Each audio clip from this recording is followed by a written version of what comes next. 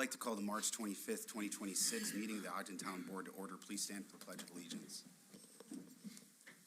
I pledge allegiance to the flag of the United States of America and to the republic for which it stands, one nation, under God, indivisible, with liberty and justice for all. I'd ask you to remain standing for a moment of silent reflection and prayer for military servicemen and women serving around the world, as well as for our first responders.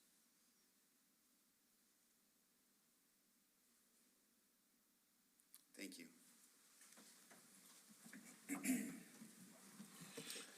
Start the meeting with a motion for approval of the minutes, Resolution 117. So moved. Second. Moved by Councilman Baker, second by Councilman Hinman. Any discussion?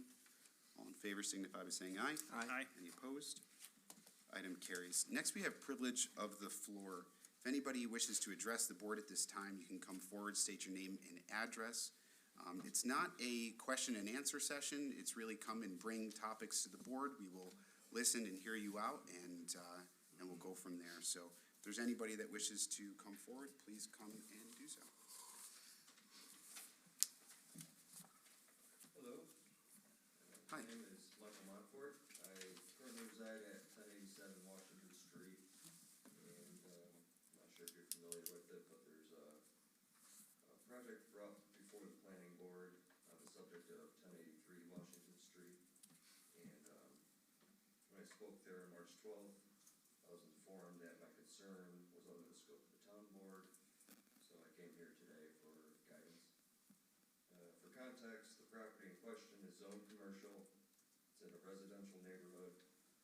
The property owner would like to construct a 7,500 square foot metal building to serve as a retail commercial flex space. The owner was recently granted considerable variances for front and side setbacks, and the side setback directly affects my property. My concern is that the proposed project at 1083 may be constructed with a future use in mind that is prohibited as currently zoned. I fear that the building intended for commercial use may be converted into residential rental units. When the planning board addressed the property owner about this, he answered no comment. The property owner did have a lot of comments at the town board meeting on April 10th, 2024. He questioned his property's current commercial zoning.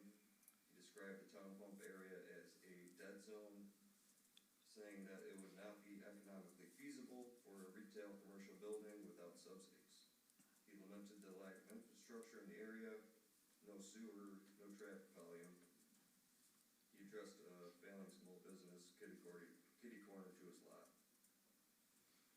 His one compliment to Town Pump is that it's nice residentially speaking, and he thanked the town for urging the development of multifamily housing. So if the property owner is correct about Town Pump being an economic dead zone, I believe you had an excellent case to get his property rezoned to allow for multifamily housing. I have a few points to help illustrate my thought process.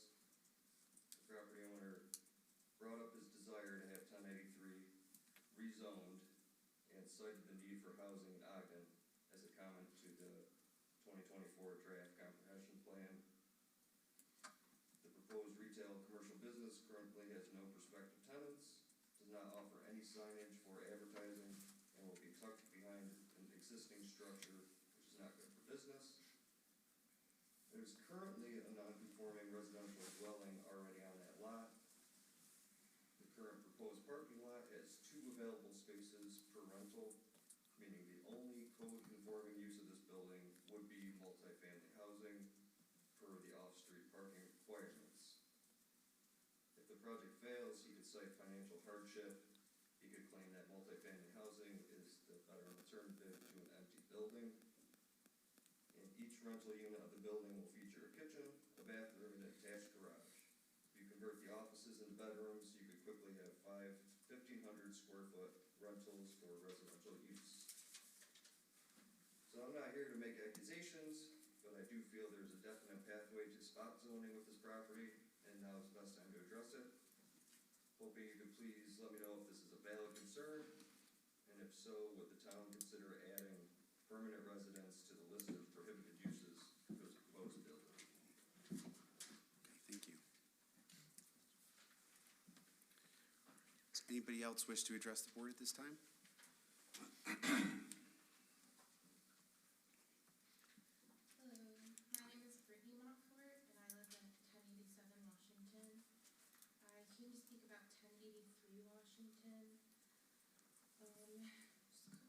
concerns that I've had during this whole process between planning board and zoning board. At the first zoning board meeting, Chairman Hurt, quote from him, he undervalued what zoning board's actual responsibility was to look into. He made it sound as though they were supposed to consider were numbers on paper and not the effect that this variance actually has. This variance devalues my house by $25,000 to $30,000 by putting this building so close to my house, and that was never addressed. It seemed like it was never even considered. Jeremiah Smith decided to attend a planning board meeting, sit next to, chit-chat with, and then ultimately lobby for this project. After voting yes in a narrow win, and it raised a lot of suspicion. Enough that a community member got up during that meeting and immediately called it out. I myself went to the building inspector, Sue. I asked her if I could see the plans, and I asked her how much of the tree line was being cut. Her response and what the map indicated did not match. So I'm not sure if she was mistaken, or I'm not sure, but I left confused. She also said that the next planning board meeting would likely be canceled due to changes in the site's drainage. Unprovoked, she told me that everybody can chill out and that I should inform my neighbors to chill out until the meeting gets closer. For a town official to dismiss all residents' concerns with such unprofessionalism is a disgrace. To suggest that I sit back and shut up until the next meeting is extremely disrespectful. On many occasions, she's coached the developer using the term "we" as if they are a team. She has also sent the developer a list of neighbors, what I would consider to be concerns she called complaints, showing exactly what would be presented by the community and giving the developer the upper hand. That same email was sent to a J. Hurt at Evans Fox, an address that the owner and developer also sent emails to. Why was the owner given direct access to Hurt's private email address? Any FOIL requests are now incomplete because the chairman is using a private server email. Chill out, because the drainage is being redone. This is going to be a substantial change, so drastic that the meeting is being pushed back, yet it was announced that public comment would be closed going forward. There's a pattern of ethic violations. You have a voting member acting chummy with the owner, the chairman using his private email in discussions, and the inspector coaching and cheerleading the project while telling the concerned neighbors to chill out. I am formally requesting that the board stay all proceedings on this project and initiate an ethics audit to address the 3 points that I've listed in a separate document that I'll put the hand up after I'm done. I am also requesting that the town board ensures the planning board does not close public comment on this project. It is impossible for the public to offer feedback on a site plan that is undergoing substantial changes behind closed doors. We deserve the right to be presented with the final plan before our voices are silenced. I am requesting that public hearing be reopened once the new drainage maps are publicly presented at the next planning board meeting so that community has a fair and legal opportunity to vet the new plan. I bring these issues to your attention with the hopes that you will treat our concerns with a level of due diligence that our neighborhood has yet to see. Thank you. Thank you, Bree. Thank you. Anyone else that wishes to address the board at this time? Good evening. My name is Suzanne Semino. I reside at 663 Whittier Road, which is directly across from 1083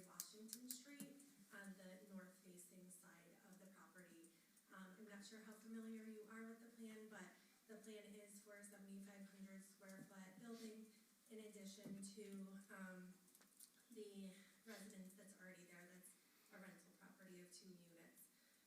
This property is deemed to be a commercial site with 5 huge garage doors facing my property. And none of the approved businesses on the list would require doors of this size. So I think that has all of us in the neighborhood very confused as to what the future intent of this property is, being that none of the businesses would require such type of access. As mentioned before, the parking situation, there's 15 allotted spots. Currently with 2 rental units, they're needing 2 spots per each. That's 4 spots there, 1 additional is handicap, so that's 5.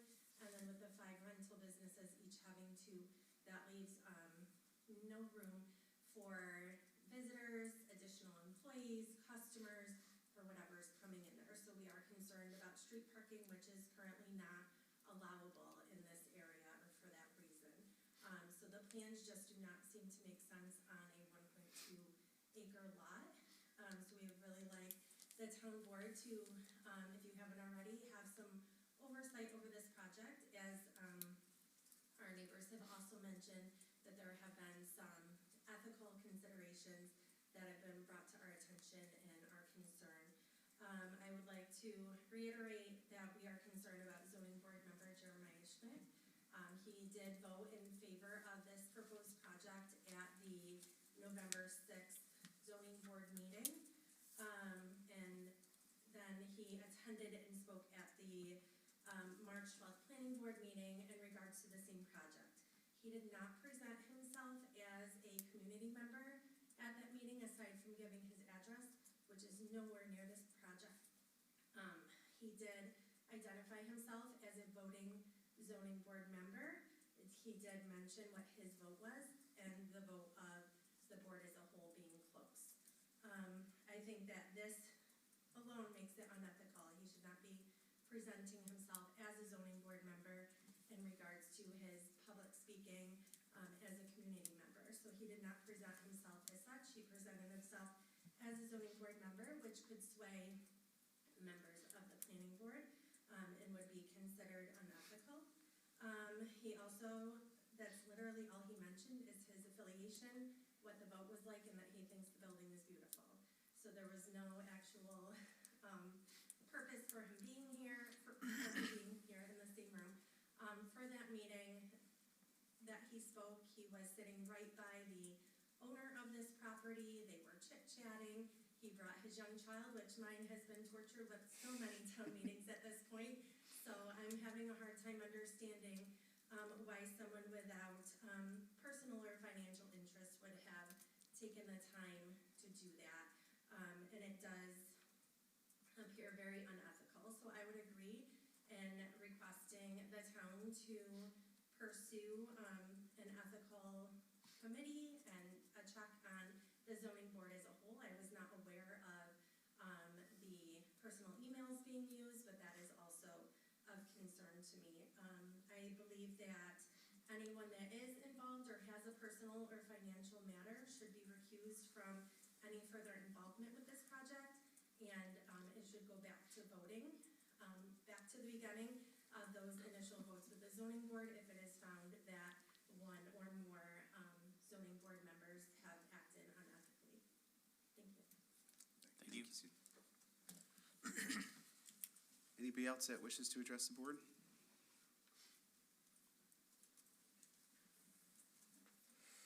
We both live together, so My name is Karen Godshall. I live at 1077 Washington Hi, Street. Karen. and I'm James Godshall. I live at the same address. Hi, James. I would like to bring to your attention and reiterate the things that Mr. and Mrs. Montfort mentioned, as well as Ms. Semino. At the Ogden Planning Board meeting on March 12th, the proposal of the LLC for 1083 Washington Street brought forward by Marathon Engineering requested the variance to the Town of Ogden Building Zone and Board's codes. Their proposed build that requested 2 variances originally for 7,500 square foot strip mall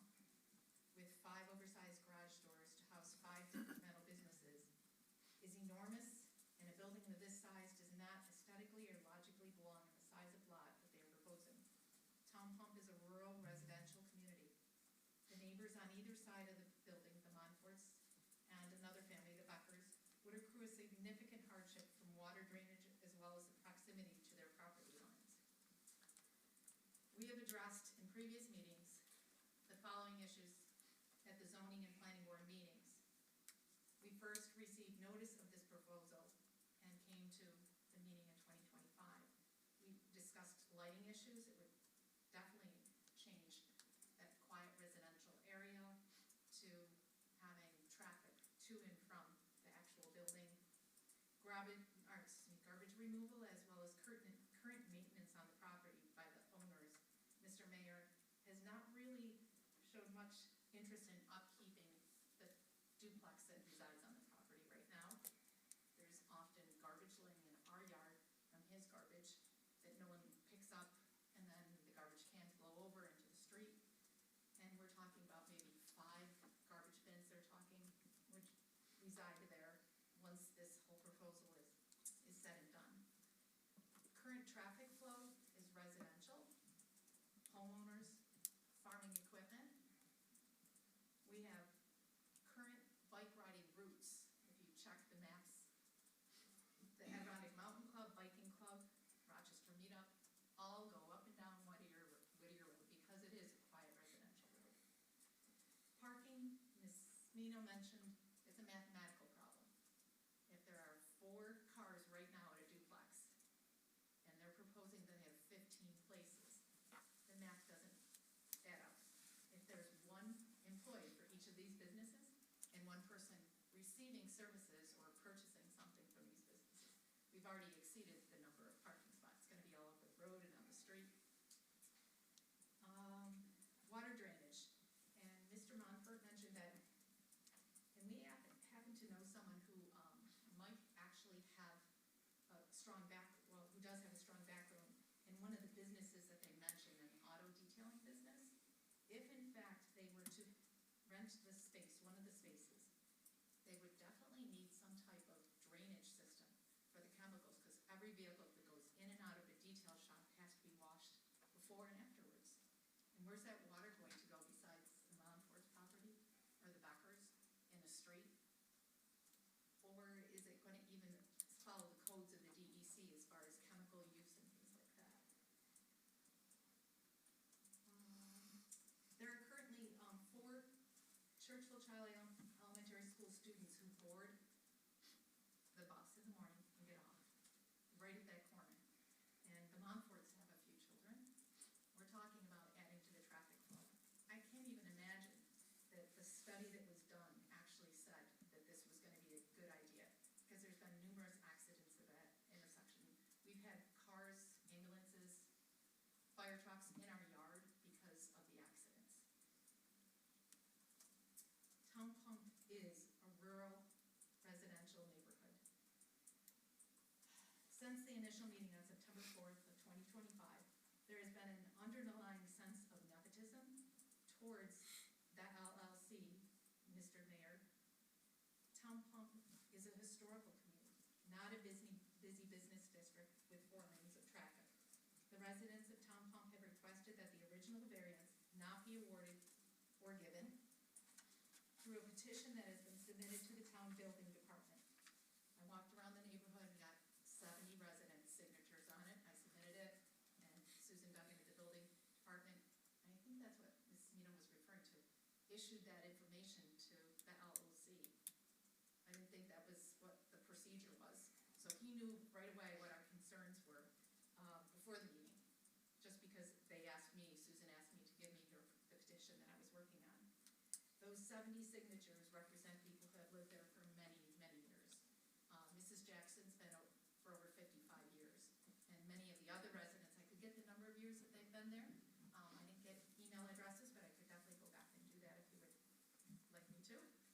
At the zoning board meeting, Jeremiah Schmidt was a voting member on the zoning board. He actually voted in favor of this proposal that the LLC Marathon Engineering requested, and deciding to vote to grant the variance. He mentioned that the Marathon plans were for a beautiful building. He also requested the board move forward to vote that night. Moving ahead to March 12th, the planning board meeting, Mr. Schmidt comes to the meeting and decides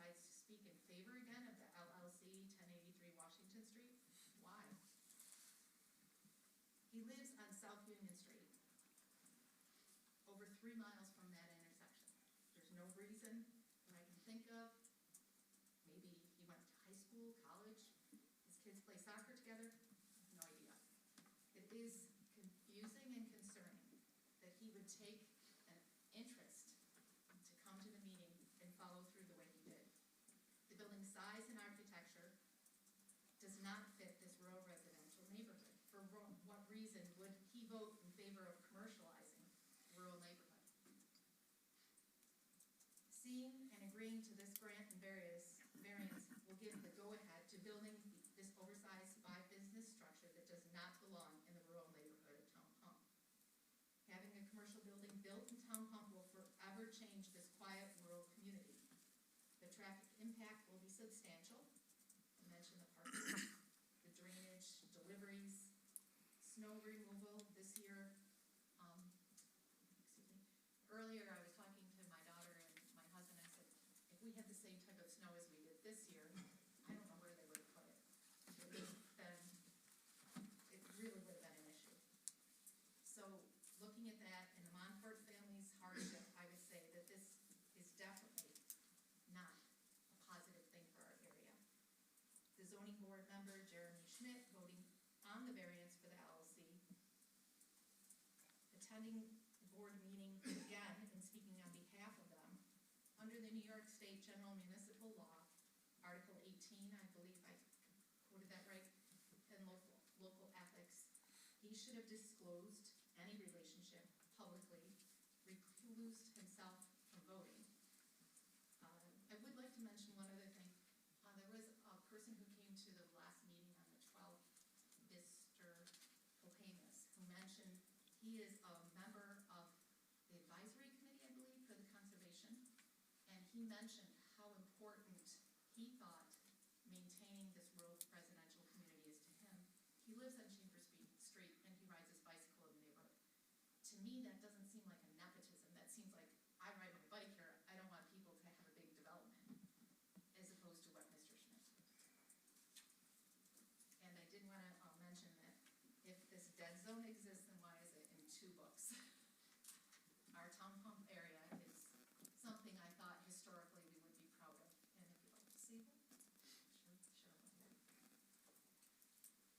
Over 40 years ago, I bought my house, I bought my schoolhouse in Town Pump, $26,000, which is almost unheard of. I paid 3 times more than that for my truck. But I purchased it for that, and I worked hard for the past 40 years to make it look like it does now. And I'm very proud of what it is, and I'm kind of a little bit disillusioned with the fact that 200 yards away from me is going to be basically a strip mall. There's one of those down on Buffalo Road that Mr. Gizzy owns, and there are 7 garage doors on that, and those 7 garage doors, currently 2 of them are occupied, and they have fold-out signs sitting on the grass telling what those businesses are. So if this building is constructed, there's not going to be any signage, they said, or they're going to have to come back to get signage. And that signage is just going to be folding signs. It's going to look terrible in the Ogden area, terrible. This is a residential area, and I'm a little bit disillusioned about that. I spoke to Mr. Zale by email in October.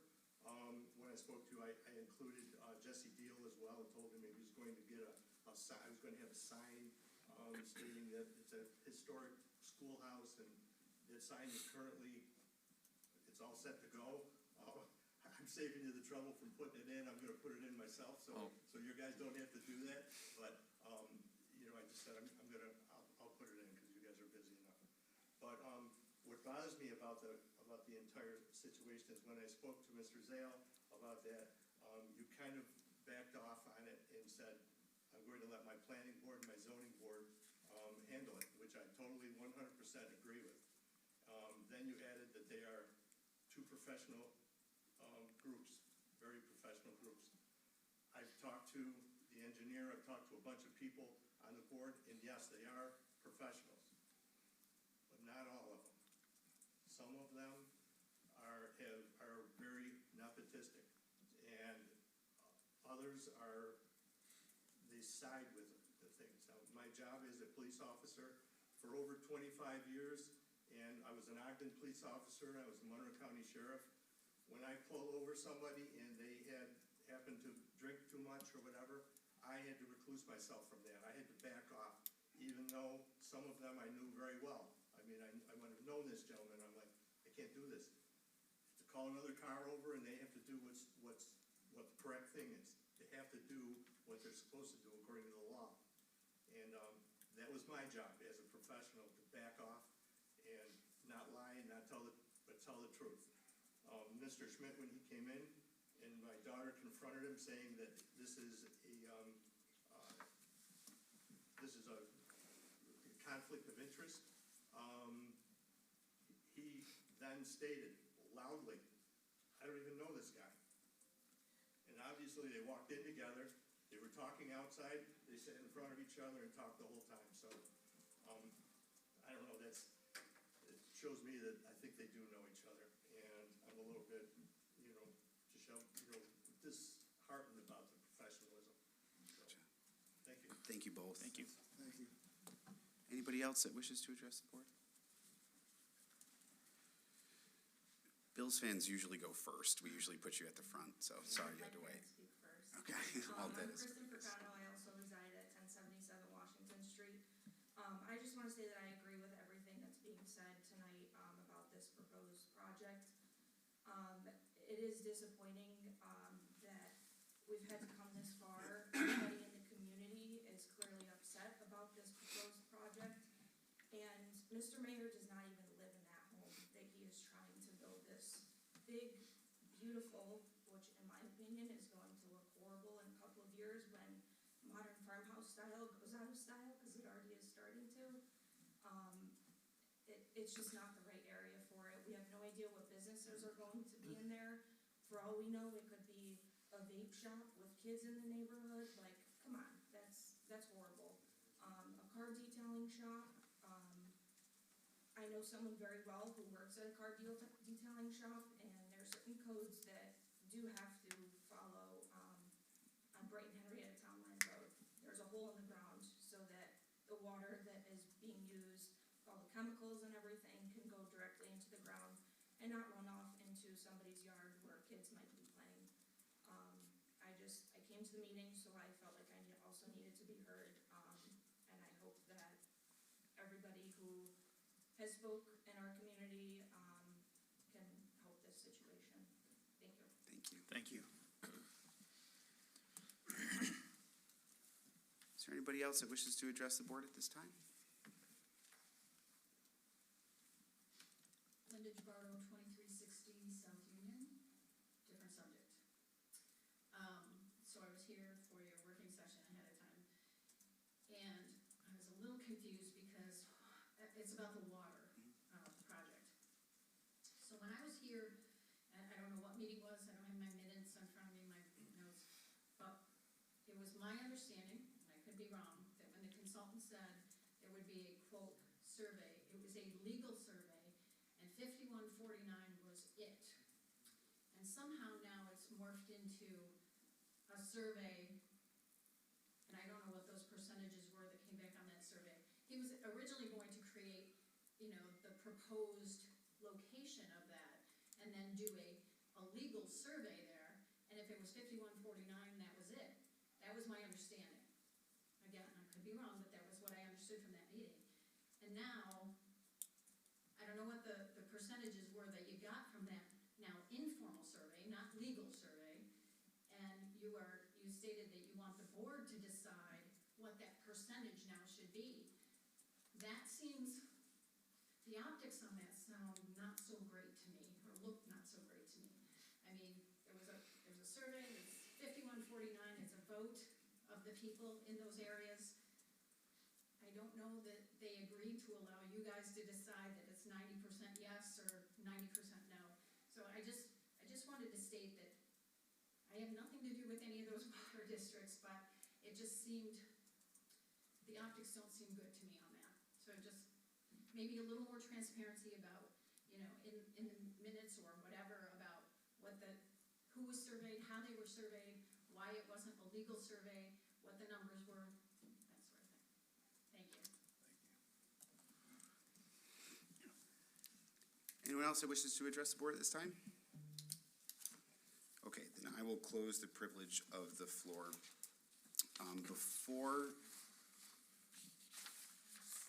We'll move on to reports from town officers. I do just want to say a couple things about the comments that were made today. First of all, thank you for making them. Thank you for bringing it to this board's attention. Being able to listen through all these things is helpful for me as a supervisor. There are really two big things that I just want to mention. The first thing is that my understanding is that this property has been zoned commercial, and if there's an opportunity to take a look at that or explain that further, if that's not something that's understood, I'd be happy to help you with that, but it's been zoned commercial for decades. This board, as it pertains to any new projects, this board has the legal authority to rezone properties. This board does not approve of projects. We don't approve building projects. So there was a comment that was made about oversight over the project. These boards are separate legally, and by its nature, this board does not oversee or does not interject into those findings. So I just want to make sure that that is understood. Somebody had mentioned early on, I think it was Mike, that you were told that it's under the purview of the town board. It's actually not. The town board establishes a set of codes for each one of those zones, and then the planning board, along with their attorney, is responsible to make sure that that code is followed, which is where they give their advisory opinions to the planning board to make those decisions. The second thing that I think is really important that I just want to say, and this is pretty much all I'm going to say on this part, is that the concerns that were raised were sent. We do actually have a Board of Ethics, and the complaint was sent to the Board of Ethics to be reviewed. But the rest of it, I listened to and I heard and understand. So those are just two clarifying points I wanted to make. As far as supervisor's report, I do have a decent list of updates on the rabies vaccination clinic, the budget focus meeting, on the Revive Act, planning on our America 250 event.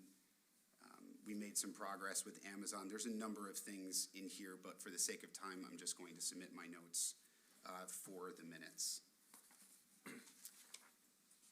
Councilman Baker? The only thing that I really want to discuss tonight or just, comment on was I had an opportunity to stop by the police department this past week. I don't know if anybody in the audience had seen the news report of a dog attack that happened in the village of Spencerport. But I just stopped by to check in on our DCO, Ambrose, and the two officers that were part of this unfortunate incident that occurred. And, had a conversation with the chief, and everybody was pretty shaken up over this, but as I understand it, all the officers are doing as well as can be, managed under such stressful circumstances. But it does call to mind the dangerous situations that our officers are put in on a daily basis. And I did want to convey my thanks to them through the chief, and he was very thankful that I stopped by to check in on Ariel and everybody else. So, but I just wanted to commend them for handling that situation as well as they did. So, Thank you, sir. Councilman Tribino? Nothing to report. Councilman Hinman? No report. Councilman Toms is not here. Highway Superintendent Doug Case? Yep, thank you, Supervisor. The winter hours at the Highway Department are completed. Everybody's back on our 7 to 3:30 Monday through Friday schedule. Started Monday. Brush collection starts April 6th for the summer brush collection program monthly pickup.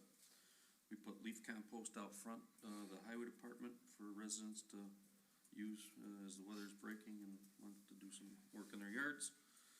And the crews are out cleaning up sod repair and seeing how we keep talking about it, but we do have enough salt for the rest of the winter. But yes, other than that, we're good. Thank you. Town Clerk Noel Burley. Nothing to report.